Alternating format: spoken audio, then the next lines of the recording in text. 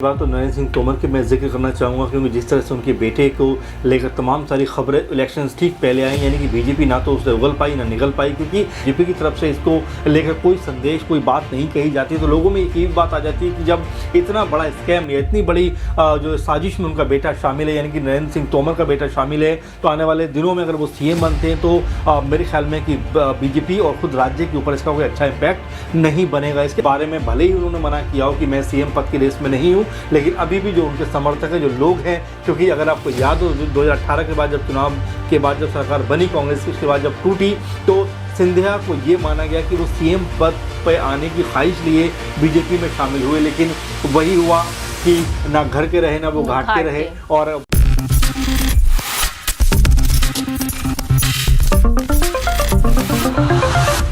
मध्य प्रदेश के विधानसभा चुनाव के लिए मतदान की प्रक्रिया संपन्न हो चुकी है। 17 नवंबर के दिन मध्य प्रदेश में वोटिंग हुई थी और अब नतीजे सामने आने वाले हैं। ऐसे में इंतजार है अब 3 दिसंबर का, जब 3 दिसंबर को इन चुनाव के नतीजे सामने आएंगे। आखिरकार सत्ता में कौन सी पार्टी आएगी, सूबे में अब जो सरकार बनती हुई नजर आएगी वो किस दल की होगी, भारतीय जनता पार्टी एक बार फिर से या फिर इस बार कांग्रेस यहां पर राज करती हुई देखी जाएगी। नमस्कार, मैं प्रांशी राठौर और आप देख रहे हैं नेक्स्ट 9 न्यूज। स्वागत है आपका हमारे स्पेशल प्रोग्राम सियासी सच में, जिसमें आज हम चर्चा करेंगे कि आखिरकार मध्य प्रदेश का मुख्यमंत्री कौन होगा। हमारे साथ मौजूद हैं हमारे सहयोगी अमन जी। अमन जी, आपको बहुत बहुत स्वागत है। जैसा कि आप भी जानते हैं कि मध्य प्रदेश में अभी सूबे में जो है वो बीजेपी की सरकार है। शिवराज सिंह चौहान मुख्यमंत्री के पद पर है, लेकिन कहीं ना कहीं देखा गया है कि इस बार शिवराज सिंह चौहान को साइडलाइन करने की कोशिश की गई है और यहाँ पर केंद्रीय मंत्री ज्योतिरादित्य सिंधिया को लेकर लगातार मांग भी सुनने को मिली है।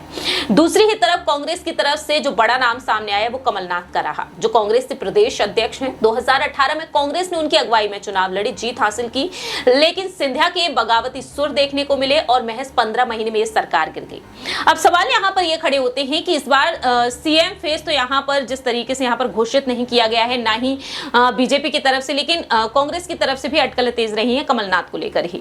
आखिरकार अगला मुख्यमंत्री कौन हो सकता है मध्य प्रदेश में, इसी पर आज हम चर्चा करेंगे। सबसे पहले यहाँ पर बात कर लेते हैं शिवराज सिंह चौहान की। क्या वाकई में यहाँ पर उन्हें दरकिनार किया जा रहा है? क्या वाकई में इस बार शिवराज सिंह चौहान मुख्यमंत्री बनते हुए नहीं देखे जाएंगे? देखिए, बिल्कुल प्रांशी जी, और जिस तरह मध्य प्रदेश के इलेक्शन हमने देखा है, पूरा कैंपेन देखा है और तमाम चीज़ें वहाँ पर देखी हैं, पूरा का पूरा रुख बदलता हुआ देखा है। देखिए, एक मुख्यमंत्री जो 3 से 4 बार राज्य का मुख्यमंत्री रहा हो, उसके ऊपर या उसके नाम पर या उसके चेहरे पर इलेक्शन ना लड़ा जाए प्रांशी जी, तो समझ में आता है कि किस तरह से उसको दरकिनार किया गया है। उनकी राजनीति जो वो हाशिए पर चली गई है और कहीं भी वो नज़र नहीं आए। और जिस तरह से लगातार पीएम मोदी की वहाँ पर तमाम सारी रैलियाँ ही हुई, इसके अलावा अमित शाह की वहाँ पर तमाम सारी रैलियाँ हुई, और जो जेपी नड्डा है अध्यक्ष हैं बीजेपी की, उनकी तमाम सारी रैली हुई। तो इन सब रैलियों का मतलब यही था कि कहीं ना कहीं जो शिवराज सिंह चौहान हैं, उनके चेहरे में या उनके कामों में या उनके प्रेजेंटेशन में अब वो बात नहीं है। इसीलिए लगातार जो बीजेपी आलाकमान है वो लगातार वहाँ पर दौड़ता रहा, लगातार उनके बड़े बड़े नेता वहाँ पर नजर आते रहे, लेकिन इसके बावजूद भी पूरे का पूरा इलेक्शन जो है वो सिर्फ और सिर्फ पीएम मोदी के चेहरे पर लड़ा गया है। और ये लगभग जो स्पष्ट होता हुआ नजर उस वक्त आया जब बीजेपी के नेताओं ने कहा कि हाँ, इस बार जो है सीएम जो चेहरा है वो बदल सकता है। बदलने का मतलब ये है कि शिवराज सिंह चौहान इस बार यदि बीजेपी जीतती है तो वहाँ से मुख्यमंत्री नहीं होंगे, ये बीजेपी के नेता कह रहे हैं और तय मान के चल रहे हैं। शिवराज सिंह चौहान की भी बात करें तो कहीं ना कहीं वो भी ये बात स्वीकार कर चुके हैं कि जनता और खासकर पार्टी उनको इस चुनाव के बाद मौका नहीं देगी। यही वजह है कि वो कह रहे हैं कि जो पार्टी मुझसे कहेगी, जिस भी तरह का काम लेना चाहेगी, मैं उसके लिए तैयार हूँ। तो ये समझ में आ रहा है कि सीधे तौर पर शिवराज सिंह चौहान भी अब पूरी तरह से बैकफुट पे आ गए हैं। लेकिन महत्वपूर्ण बात यह है कि आखिर जब वो बैकफुट पे आए हैं तो फ्रंट फुट पे आखिर कौन है बीजेपी की तरफ से, कौन सा वो बड़ा नाम होने वाला है, कौन सा वो चेहरा होने वाला है। अगर बीजेपी चुनाव जीतती है तो क्या ये सीएम का नया जो फेस होने वाला है या कोई पुराना ही चेहरा जो है बीजेपी यहाँ पर रिप्रेजेंट करती हुई नजर आएगी। तो अपने आप में अटकलों का बाजार गर्म है, लेकिन महत्वपूर्ण बात यह है कि अभी भी किसी एक नाम पे कोई रायशुमारी नहीं है बीजेपी में। देखिए, जिस तरह से यहाँ पर जो सवाल उठ रहे हैं, मुख्यमंत्री आखिरकार कौन बन सकता है अगर बीजेपी सत्ता में आती है, तो इनमें देखा जाए प्रदेश अध्यक्ष बीडी शर्मा का नाम भी सामने आया है। दूसरी ही तरफ केंद्रीय मंत्री नरेंद्र सिंह तोमर का नाम भी सामने आया है, जिन्हें ज्योतिरादित्य सिंधिया को इनसे बड़ी चुनौती मिली है। ग्वालियर चंबल संभाग की जिम्मेदारी भी इन्हें सौंपी गई और ऐसे में देखा जाए यहाँ पर नरेंद्र सिंह तोमर हो चाहे बीडी शर्मा हो, क्योंकि हमने देखा है कि बीडी शर्मा डार्क हॉर्स यहाँ पर माने जा सकते हैं, ऐसी बात कही जा रही है। विधानसभा चुनाव तो वह नहीं लड़ रहे हैं, लेकिन चर्चाएं उन्हें लेकर लंबे वक्त से तेज हैं। और दूसरी ही तरफ यहाँ पर शुरुआती से ही यहाँ पर नरेंद्र सिंह तोमर का नाम सामने आ रहा है और नरेंद्र सिंह तोमर जो दिमनी विधानसभा सीट से चुनाव लड़ रहे हैं और अपने बेटे का जो वीडियो वायरल हुआ था उसके चलते वह काफी ज्यादा सुर्खियों में आ गए।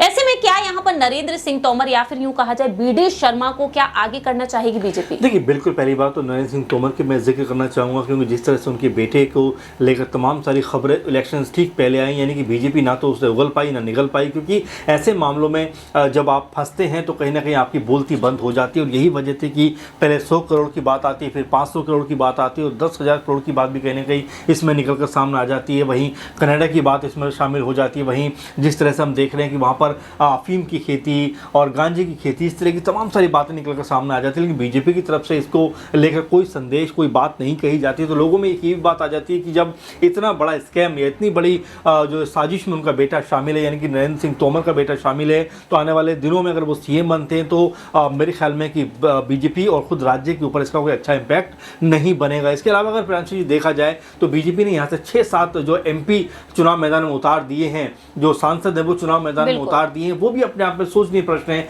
कि आखिर बीजेपी यहाँ पर क्या करना चाहती है। क्या इन्हीं नामों में से कोई एक, चाहे वो गणेश सिंह हो या प्रहलाद हो या कुछ और नाम हो, वो लगातार ये इशारा हो रहा है कि क्या ये वही नाम है जिनके ऊपर बीजेपी दाव लगाती हुई नजर आएगी। और सबसे महत्वपूर्ण बात प्रांशु जी कि सिंधिया के बारे में भले ही उन्होंने मना किया हो कि मैं सीएम पद की रेस में नहीं हूं, लेकिन अभी भी जो उनके समर्थक हैं, जो लोग हैं, क्योंकि अगर आपको याद हो 2018 के बाद जब चुनाव के बाद जब सरकार बनी कांग्रेस की, उसके बाद जब टूटी तो सिंधिया को ये माना गया कि वो सीएम पद पे आने की ख्वाहिश लिए बीजेपी में शामिल हुए, लेकिन वही हुआ कि ना घर के रहे ना वो घाट के रहे और एक बार फिर से शिवराज सिंह चौहान गद्दी पे बैठ गए। ऐसे में बड़ा सवाल यही बनता है कि जब महाराष्ट्र में एकनाथ शिंदे को बीजेपी सीएम बना सकती थी तो क्यों नहीं सिंधिया को सीएम यहाँ बनाया गया। तो ये कई सारे सवाल हैं। इसके अलावा एक और बड़ा नाम है, हालांकि उसके ऊपर उतनी चर्चा नहीं है, कैलाश विजयवर्गीय को लेकर हम बात कर सकते हैं कि वो भी एक ऐसा नाम है जो जरूर चर्चाओं में रहेगा अगर बीजेपी जीतती है। तो कई सारे नाम आपने भी गिनाए और हमें भी पता है, लेकिन बहुत सारे नाम ऐसा भी हो सकता है कई बार कि आला कमान तुरंत कोई फैसला कर दे। जैसे हमने यूपी में देखा कि योगी आदित्यनाथ का नाम कहीं भी चर्चाओं में नहीं था, 2017 में अचानक उनका नाम सामने आता है और वो सीएम बन जाते हैं। तो ऐसे में अटकलों का बाजार अभी गर्म है कि बीजेपी की तरफ से वो कौन सा बड़ा चेहरा होगा जिसके ऊपर सीएम का दाव बीजेपी खेल सकती है। वाकई में देखा जाए तो बीजेपी के राष्ट्रीय महासचिव हैं कैलाश विजयवर्गीय और देखा गया है कि इस बार उनके बेटे का टिकट काटकर उन्हें मैदान में उतारा गया है, जो खुद चुनाव लड़ना तक नहीं चाहते थे। लेकिन यहाँ पर देखा जाए तो कुछ और नाम सामने आए हैं, जैसे कि प्रहलाद सिंह पटेल हैं जो नरेंद्र मोदी की सरकार के दौरान भी मंत्री रहे हैं और ऐसे में देखा गया है कि नरसिंहपुर सीट से ये मैदान में उतारे गए हैं। और ओबीसी में देखा जाए तो ओबीसी समुदाय में जो बड़ा फेस शिवराज सिंह चौहान बनकर उभरे हैं तो वहीं ये भी हैं, तो ये भी कड़ी टक्कर देते हुए नजर आ रहे हैं। दूसरा एक और नाम सामने आता है वो फग्गन सिंह कुलस्ते का, जो कि निवास सीट से मैदान में उतारे गए हैं। तो ऐसे में यहाँ पर जो इन दो नेताओं का नाम सामने आया है, प्रहलाद सिंह पटेल और फग्गन सिंह कुलस्ते, क्या वाकई में यहाँ पर जे पूरी तरीके से मात देते हुए नजर आएंगे शिवराज सिंह चौहान? देखिए बिल्कुल, मैं पहले भी आपको कह चुका हूँ, चाहे फग्गन हो, चाहे प्रहलाद हो या कोई और भी नाम हो, ये देखा जा रहा है कि अगर बीजेपी सरकार में आती है यानी पावर में दोबारा वापसी करती है, हालांकि इसको लेकर संभावनाएं बहुत कम है। तमाम सारे अटकलें, तमाम सारी बातें अभी से होने लग गई हैं, तमाम सारे पोल सामने आ गए हैं, उसमें कहीं ना कहीं बीजेपी की हार दिखाई जाए। लेकिन देखिए राजनीति ये कुछ भी हो सकता है, मतदाता का रुझान है वो कहाँ अपना फैसला करता है। तो कुल मिलाकर अगर बीजेपी यहाँ चुनाव जीतती है तो क्या कोई सरप्राइज नाम कहीं ना कहीं बीजेपी ने छुपा कर रखा हुआ है, या फिर इन्हीं 6-7 नाम जो हम लोग लगातार बात कर रहे हैं इन्हीं में से कोई एक बड़ा नाम होने वाला है जिसकी लॉटरी खुलने वाली है और जो सीएम बनने वाला है? क्योंकि सीएम फेस मेरे ख्याल से अभी बीजेपी ने कोई भी खुलासा नहीं किया। और हैरानी की बात यह है प्रांशु जी कि सिर्फ मध्य प्रदेश में नहीं बल्कि छत्तीसगढ़, तेलंगाना, मिजोरम और राजस्थान कहीं भी आप देखें तो बीजेपी ने किसी को भी इस बार सीएम फेस नहीं बनाया है। यही सबसे बड़ी वजह है कि जो सस्पेंस कायम रखा हुआ है वो अपने आप में अलग तरह की कहानी कह रहा है कि अगर जीतने के बाद क्या कोई सडनली फैसला किया जाएगा या जो पहले से ही प्लान कोई बनाया हुआ होगा उसको तुरंत प्रेजेंट कर दिया जाएगा। तो अभी कई तरह की कयासबाजी, अटकलबाजी और तमाम तरह का जो अफवाहें वो भी इसको लेकर लगातार सामने आ रही हैं कि इसके नाम पर चर्चा है तो उसके नाम पर चर्चा है। लेकिन एंड ऑफ द डे क्या बीजेपी आलाकमान फैसला करता है और क्या उनके बड़े नेता जो फैसला करते हैं, सबसे उससे भी बड़ी बात ये कि क्या बीजेपी इन राज्यों में चुनाव जीत रही है और क्या वो पावर में वापस आएगी, ये भी अपने आप में बड़ा प्रश्न। और प्रश्न ये भी है कि पावर में आने के बाद आखिर वो किसको सेहरा पहनाती हुई सीएम पद का नजर आएगी। वाकई में देखा जाए तो यहाँ पर आखिरकार राज तिलक किसका होगा, ये बेहद बड़ा सवाल उठ रहा है। यहाँ पर देखा गया है कि फग्गन सिंह कुलस्ते जो ओवैसी वोट बैंक को यहाँ पर संभालते हुए तो नजर आ रहे, लेकिन यहाँ पर सबसे बड़ी बात यह भी है कि आदिवासी वोट बैंक जो काफी बड़ा वोट बैंक है मध्य प्रदेश में, जिसे वह संभालते हुए देखे जा रहे। तो आने वाले समय में देखना होगा कि आखिरकार मध्य प्रदेश का अगला मुख्यमंत्री कौन बनता है। लेकिन जाते जाते यहाँ पर एक और यहाँ पर अहम सवाल रहेगा ज्योतिरादित्य सिंधिया को लेकर। क्या सिंधिया कभी सीएम बन पाएंगे या फिर नहीं?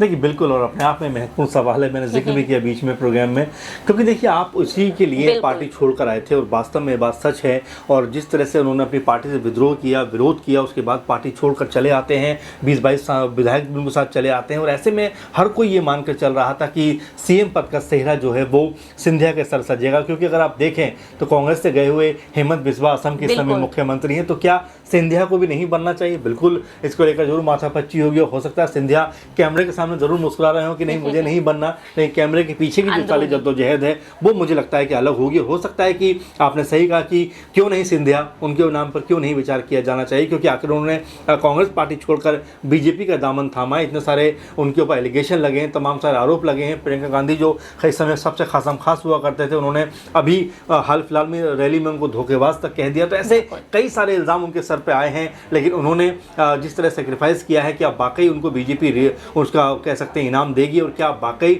उनको मुख्यमंत्री कुर्सी पर बैठाएगी, ये अभी भविष्य गर्भ में है। लेकिन फिलहाल नामों पे चर्चा है, उसमें नाम सिंधिया का भी मेरे ख्याल से पीछे रहने वाला नहीं है। बिल्कुल, वाकई में अब आने वाले समय में देखना होगा, जब 3 दिसंबर को नतीजे सामने आएंगे तो मुख्यमंत्री पद किसे सौंपा जाएगा, ये बेहद बड़ा अहम सवाल उठ रहा है। फिलहाल देखा जाए तो राजस्थान की सियासत भी इसके साथ चर्चा का विषय बनी हुई है, क्योंकि 25 नवंबर यानी कि कल राजस्थान में वोटिंग होनी है और राजस्थान के नतीजे भी 3 दिसंबर को सामने आएंगे। और राजस्थान में भी सीएम फेस को लेकर इस वक्त कांग्रेस और बीजेपी में मारामारी नजर आ रही है। तो देखना होगा कि आखिरकार राजस्थान और मध्य प्रदेश का अगला मुख्यमंत्री किसे बनाया जाएगा।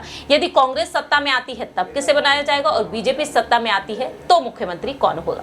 फिलहाल हमारे इस खास प्रोग्राम में इतना ही, लेकिन मध्य प्रदेश का अगला मुख्यमंत्री किसे होना चाहिए कमेंट सेक्शन में आप भी बता सकते हैं। तब तक के लिए आप देखते रहिए नेक्स्ट 9 न्यूज।